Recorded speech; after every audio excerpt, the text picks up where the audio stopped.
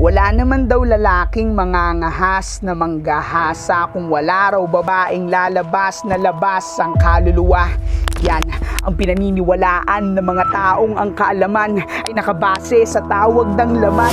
Pero handa akong makipagtuos upang sa kukote nila'y itagos na anumang uri ng suot ay hindi siyang sagot para magparaos. Dahil ang maikling palda ay hindi isang paanyaya, ang manipis na kamiseta ay hindi pag-imbita na pwede nyo na silang gawing biktima dahil hindi naman sila alay. Pero buhay nila'y nakasalalay sa mga taong sa kalibugan ay nasanay habang sa isang bahay ay may naghihintay.